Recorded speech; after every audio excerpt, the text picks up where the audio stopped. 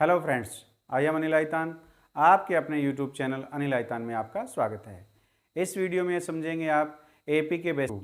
तो आइए समांतर श्रेणियाँ यानी एपी अर्थमेटिक प्रोग्रेशन, इसके जो बेसिक कॉन्सेप्ट को समझने के लिए हम कुछ उदाहरण लेते हैं। ये हमारे पास संख्याओं की सूची है। पहली सूची है हमारे पास 1 2 3 डैश डैश आगे चलती रहेगी ये। फिर दूसरी हमारे पास 100 70 40 10 ऐसे चलती रहेगी ये हमारे पास तीसरी है -3 -2 -1। फिर आगे है हमारे पास फोर्थ है 3 3 3 एंड सो ऑन। ठीक है, तो सूची की जो प्रत्येक संख्या है एक पद टर्म कहलाती है। ये जो प्रत्येक संख्याएं हैं जो दे रखी है ना, प्रत्येक संख्या, ये क्या कहलाती है? पद कहलाती है, टर्म कहलाती है इसकी। अब हम ये देखते हैं कि एपी कहते किसे हैं, समांतर श्रेणी किसे कहते हैं।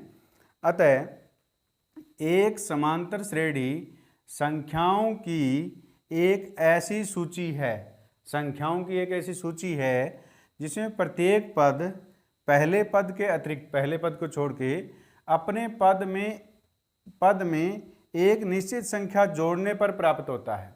यानी पहले पद में एक जोड़, कुछ भी जोड़ें और आगे वाला पद हमें प्राप्त हो, तो ऐसी जो श्रेणी होती है उसको हम क्या कहते हैं? समांतर श्रेणी कहते हैं। यह निश्चित संख्या जो हम निश्चित संख्या उसमें जोड़ते हैं वो एपी का सारव अंतर कहलाती है। एपी का क्या कहलाती है? वो सारव अंतर कहलाती है। उसे हम कॉमन डिफरेंस कहते हैं। यह सारव अंतर जो होता है, कॉमन डिफरेंस, वो धनात्मक पॉजिटिव, ऋणात्मक नेगेटिव या शून्य हो सकता है, जीरो हो सकता है।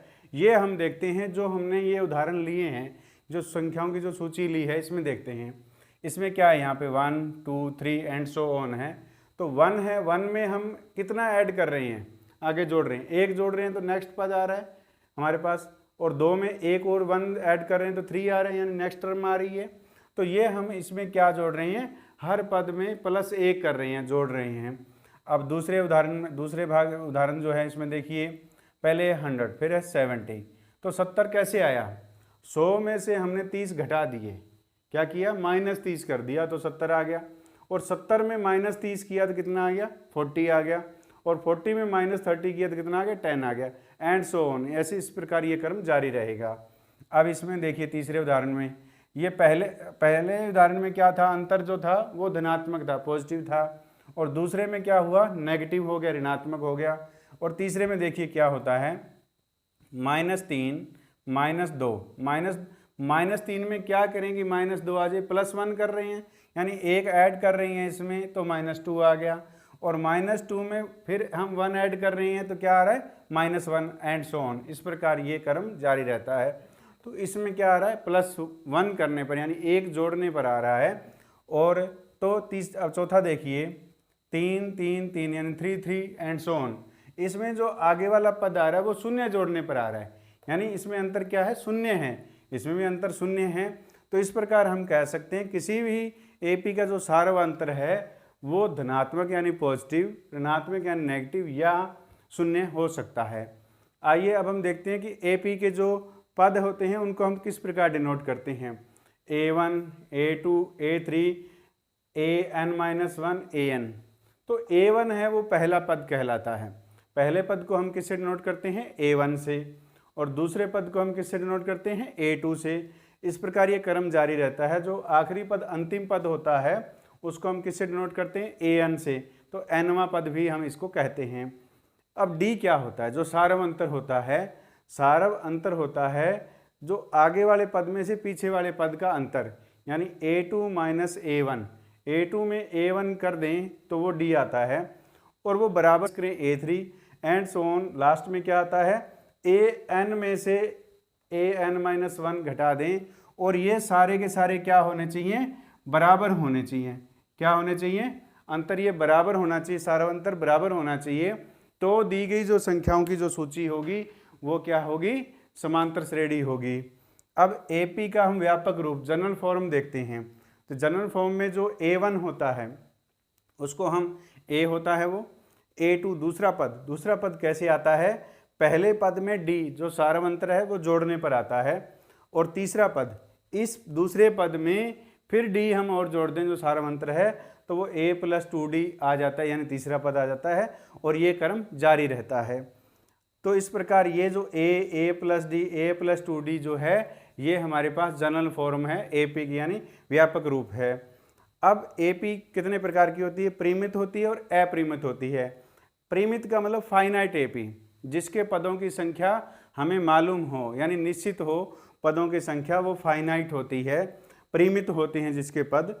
और अपरिमित AP क्या होती है? इनफाइनाइट AP, वो AP जिसके अंतिम पद मालूम ना हो, या ऐसे कहें कि जिसके पदों की संख्या जो है अपरिमित हो, तो ऐसी AP को अपरिमित या इंग्लिश में हम कहते हैं इनफाइनाइट AP। आइए अब हम क्वेश्चन नंबर 1 को हल करते हैं। क्वेश्चन नंबर 1, निम्नलिखित स्थितियों में से किन स्थितियों में संबंध संख्याओं की सूची AP है और क्यों है? हमें ये बताना है कि जो स्थितियां दी गई हैं पहले क्वेश्चन में, उसमें कौन सी सूची AP है और क्यों है। पहला भाग, प्रत्येक किलोमीटर के बाद एक टैक्सी का किराया, जबकि प्रथम किलोमीटर के लिए किराया ₹15 है, 15 रुपये है पहले किलोमीटर के लिए, और प्रत्येक अतिरिक्त किलोमीटर के लिए किराया क्या है? ₹8 है। तो प्रथम किलोमीटर का किराया हमारे पास कितना दिया गया है? ₹15 दिया गया है, और प्रत्येक अतिरिक्त किलोमीटर का किराया कितना है हमारे पास है? ₹8 है, ये हमारे पास है। तो अब जो हमारे पास जो श्रृंखला बनेगी वो क्या बनेगी? तो श्रृंखला जो हमारे पास है, श्रृंखला देखिए, पहला क्या है हमारे पास? 15 है हमारे पास, तो A क्या हो गया? 15 हो गया। अब दूसरे 2 किलोमीटर यदि हमें जाना है तो 15 तो लगेंगे और 8 उसमें और जुड़ जाएंगे, तो 15 और 8 कितने हो गए? 23। यदि हमें तीसरे किलोमीटर तक जाना है तो हमारे पास जो पहले हमारे पास कितना है? 23 है 2 किलोमीटर का, तो अगले किलोमीटर कितने जुड़ जाएंगे? 8 और जुड़ जाएंगे, तो कितने आ जाएंगे? 31।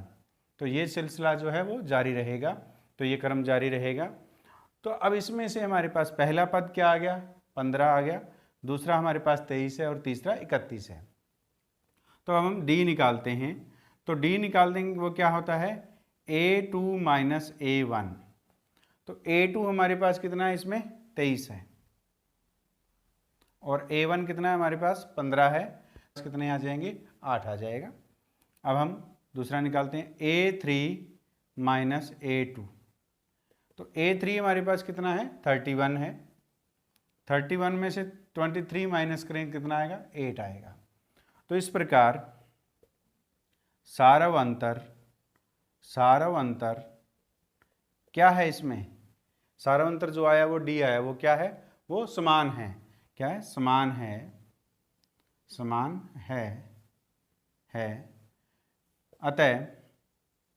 अतः यह AP है। तो इस प्रकार ये जो श्रृंखला बनी है वो क्या बनी है? AP बनी है, क्योंकि इसमें सारव अंतर जो है वो समान है।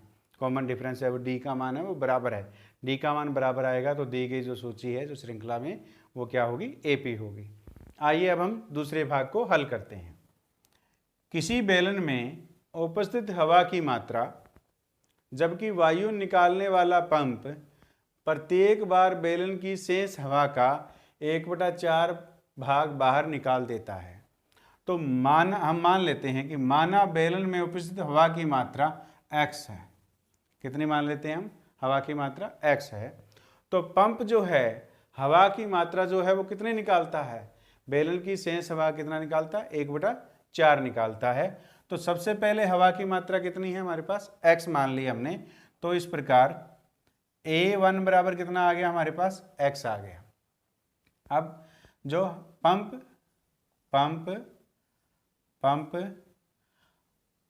बेलन की हवा निकालता है, हवा निकालता है। कितने निकालता है? 1/4 निकालता है, 1/4 निकालता है। तो हमारे पास जो आएगा, तो हमारे पास कितनी? x की 1/4 निकालता है, तो हमारे पास क्या? 1/4 की बजाय x 1/4 इंटू एक्स निकालेगा। तो ए टू हमारे पास कितना आएगा, तो पहले कितनी थी हमारे पास, एक्स थी, अब उसने 1/4 एक्स निकाल दी, यानी x/4 उसने निकाल दी, तो a2 हमारे पास कितना आ जाएगा, यानी 4x माइनस एक्स कितना हो जाएगा, 3x/4। ये हमारे पास a2 आ गया। तो इसी प्रकार अब जो हवा निकालता है पंप, जो शेष हवा का कितना 1/4 भाग निकालता है, पंप बेलन की शेष हवा का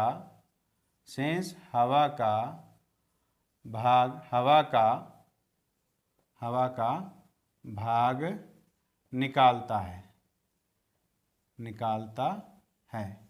कितनी निकालता है वो, जितनी हमारे पास हवा बची है, ये कितनी बची है, 3x/4 बची है, इसकी कितनी 1/4 वो निकाल देगा, तो 1/4 हमारे पास इसकी हवा निकल जाएगी हिस्सा, तो हमारे पास कितने आ जाएगा, 3x/16 आ जाएगा। ये इसकी हवा जो हमारे पास हवा निकल गई।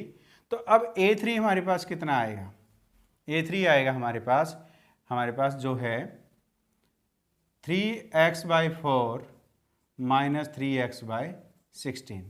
तो 3x/4 में से 3x/16 हवा निकल गई है, तो हमारे पास ये आएगा। तो देखिए, तो इसका एलसीएम लेंगे हम, 16 आ जाएगा, तो यहाँ कितना आ जाएगा हमारे पास, तो A2 हमारे पास कितना आएगा, तो पहले कितनी थी हमारे पास, x थी, अब उसने 1/4 x निकाल दी, यानी x/4 उसने निकाल दी, तो A2 हमारे पास कितना आ जाएगा, यानी 4x माइनस एक्स कितना हो जाएगा, 3x/4। ये हमारे पास A2 आ गया।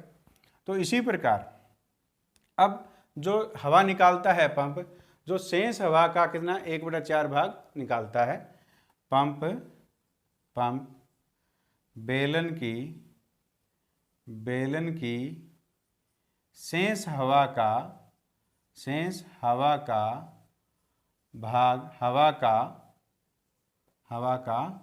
भाग निकालता है। कितनी निकालता है वो, जितनी हमारे पास हवा बची है, ये कितनी बची है, 3x/4 बची है, इसकी कितनी 1/4 वो निकाल देगा, तो 1/4 हमारे पास इसकी हवा निकल जाएगी हिस्सा, तो हमारे पास कितने आ जाएगा, 3x/16 आ जाएगा। ये इसकी हवा जो हमारे पास हवा निकल गई। तो अब A3 हमारे पास कितना आएगा, A3 आएगा हमारे पास जो है 3x/4 माइनस 3x/16।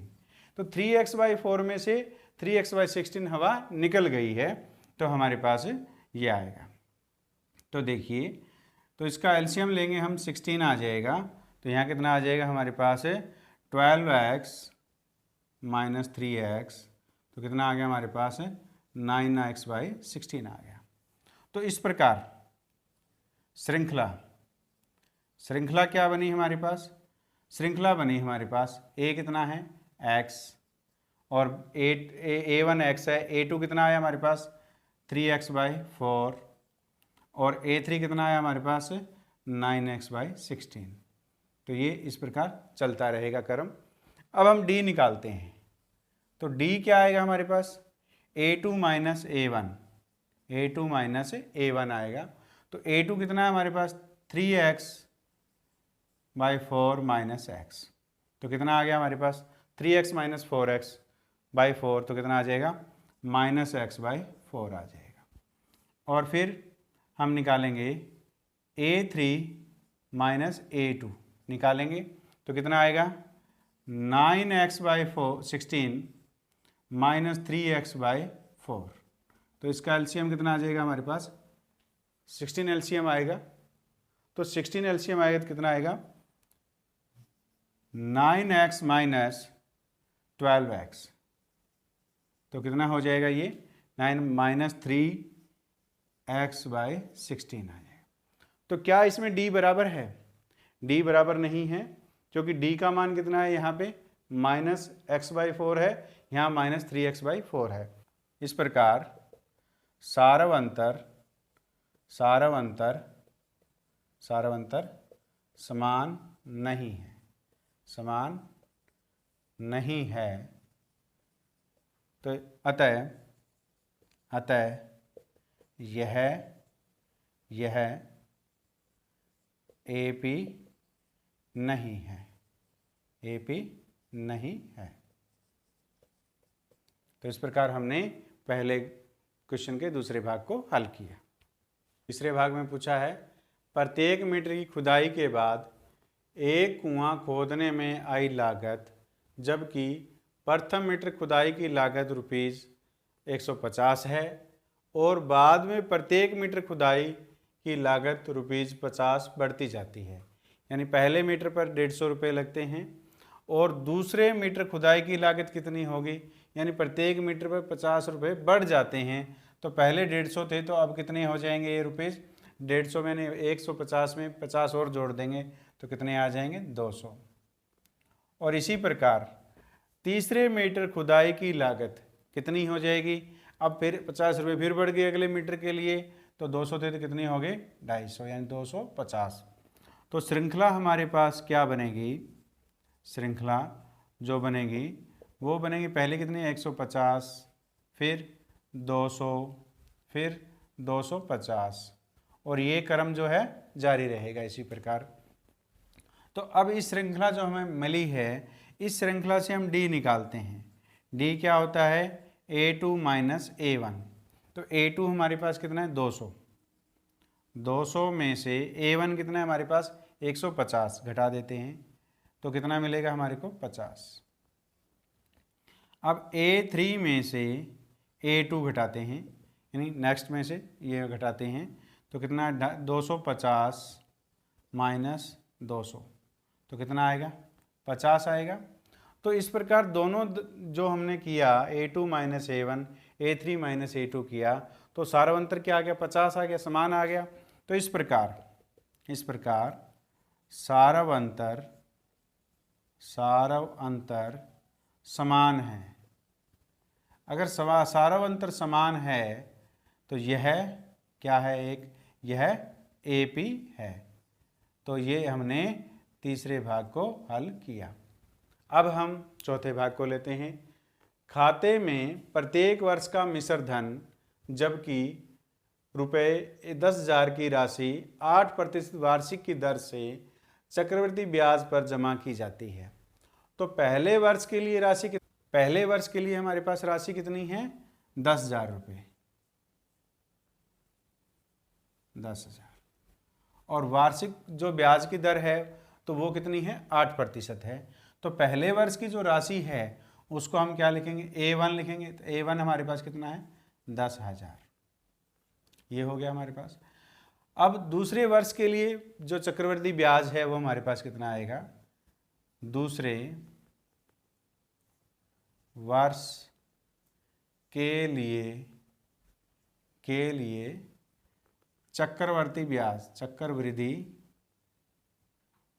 ब्याज वो कितना आएगा, वो कितना 10,000 रुपये है हमारे पास मूलधन तो, और 8% हमारे पास वार्षिक दर दी गई है और समय 1 वर्ष बटे में 100 करेंगे तो हमारे पास कितना आ जाएगा 800 रुपये आ जाएगा, 800 रुपये आ गया। तो दूसरे वर्ष के लिए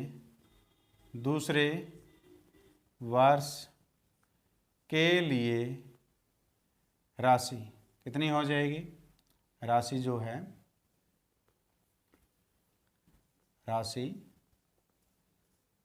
पहले कितना था 10,000 रुपये था और ब्याज कितना आ गया 800, तो कितना हो गया 10,800, ये हमारे पास आ गया। अब तीसरे वर्ष के लिए चक्रवृद्धि ब्याज, तीसरे वर्ष के लिए चक्रवृद्धि ब्याज, तो हमारे पास अब मूलधन कितना है 10,800 है, 10,800 और दर कितनी है 8 गुना में 100 गुणा में 1/100, तो ये इससे कट गया, तो कितना आ गया हमारे पास 864 रुपये, ये हमारे पास आ गया। तो तीसरे वर्ष के लिए राशि कितनी आ गई हमारे पास है, 10,800 पहले थी, 864 ये रही, तो कितना आ गया हमारे पास है 11,664 रुपये, ये हमारे पास आ गई। तो श्रृंखला जो बनी वो क्या बनी हमारे पास, ये क्रम जारी रहेगा इस प्रकार। श्रृंखला जो बनी है वो पहले कितनी बनी 10,000, फिर कितना आ गया 10,800, फिर कितना आया 11,664, ये हमारे पास आ गया। और ये क्रम जो है वो जारी रहेगा इसी प्रकार। तो अब हम देख रहे हैं सारवंतर कितना आ रहा है, पहले दोनों को घटाएंगे तो कितना आ रहा है 800 आ रहा है, और इन दोनों को घटाएंगे तो कितना आ रहा है 864 आ रहा है, जो हमें यहाँ से मालूम हो रहा है। यहाँ 800 है, यहाँ 864 है, तो सारवंतर समान नहीं है। तो इस प्रकार सारव अंतर समान नहीं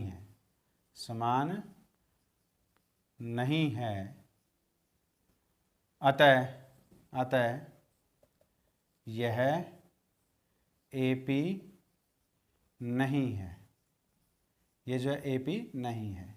तो इस प्रकार हमने एक्सरसाइज 5.1 का क्वेश्चन नंबर 1 को हल किया। उम्मीद है ये आपको समझ में आया है। समझ में आए तो इस वीडियो को लाइक कीजिए, अपने दोस्तों के साथ शेयर कीजिए, और आपके अपने यूट्यूब चैनल अनिल आइतान को सब्सक्राइब कीजिए।